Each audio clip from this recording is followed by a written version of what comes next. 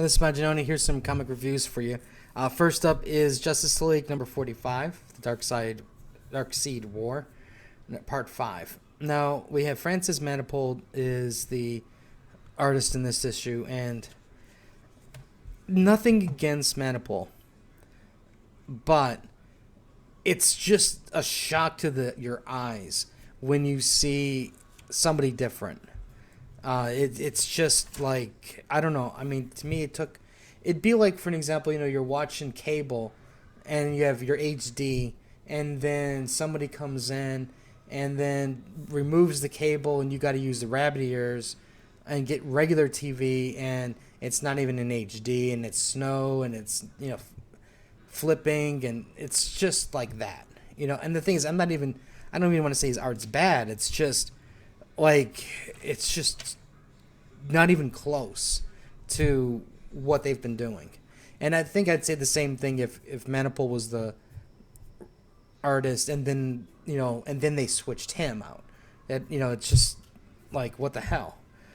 Anyways, the war between Darkseid and the Anti-Monitor, for the most part, is over.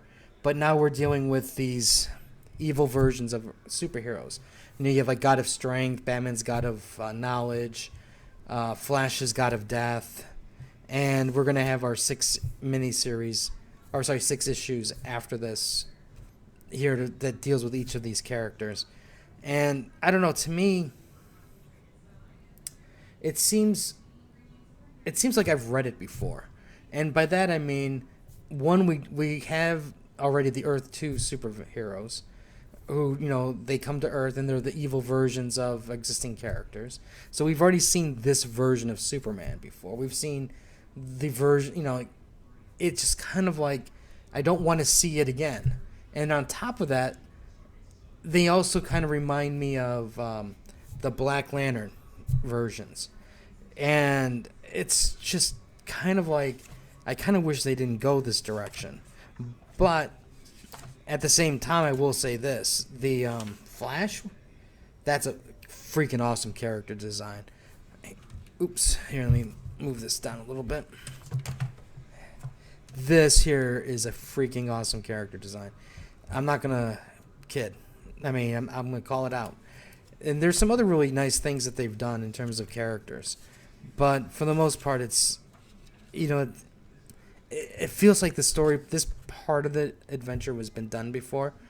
But I can see what they're trying to do is also they're expanding out the apocalypse, and then, the people on Apocalypse. So there's definitely a broader vision at work here.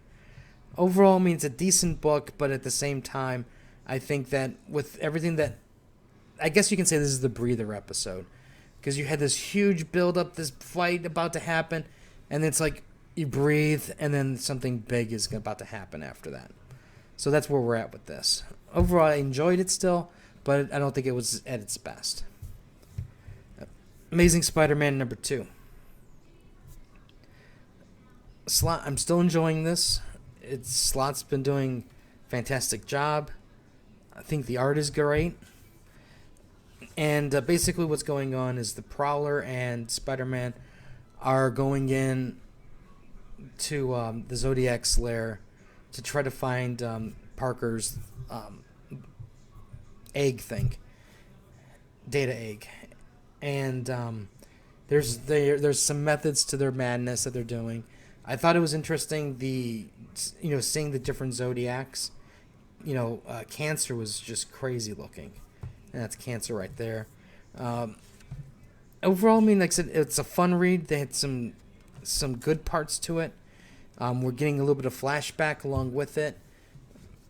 I wouldn't call this the book of the week or anything like that, but I would say it was definitely entertaining. It kept the story flowing, and that's all we really need for sure.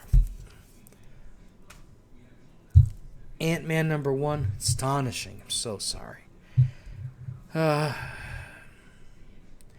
don't know. I wanted to give it a try just to see how good or bad this would have been. And basically, there's a couple of things going on, 3 things going on. One is Scott is opening up a security business. He's got daughter issues. because his daughter thinks that Scott abandoned her. And then at the same time, he's dealing with the power broker, who, this is the power broker, and he developed an app where you can hire a supervillain to take out a superhero for a fee, of course. Now, this part was funny because, it matches the person up with the villain. It matched him up with the whirlwind. And then at the end of the battle, it basically says, rate your supervillain. So, I love the whole concept of, because that's basically social media and how an app would work. No matter, and they've applied it to an unrealistic situation. So I thought that part was good. The art was decent. There's some interesting things that are going on in here. I'm just not sure if I'm going to keep getting it. It's not that it was poorly written or anything like that. I'm just thinking, I got so much on my plate as it is. Can I afford, space and money and time to take on another issue? Because it wasn't stellar so I don't know. I might just can't drop it because of too many comics. All right. Next up is Invincible Iron Man #2. All right, this issue is jacked up. And it's jacked up because we see Doom. Doom is playing Mr. Nice Guy. And we have no idea why he's playing Mr. Nice Guy. And we know, except for we know it's because of Secret Wars. But yet, we don't know how it plays out. So we don't even know, is this legit nice Dr. Doom? Is he up to some no good? What's going on? But he's basically saying, look, Tony, we're going to work together. Here's some good faith. You got to stop Madam Mask. She's going to do something horrible. And go forth and conquer. And I'm just thinking, dude, you're Dr. freaking Doom. Go take her out yourself, you lazy bitch.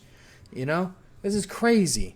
You're supposed to be Sorcerer Supreme, all-powerful, all-intelligent. But yet you can't even take down a spy villain. Please, send Iron Man. Your little dog messenger boy. But at the same time, I think it's kind of funny that Dr. Doom is ordering Iron Man to take her out.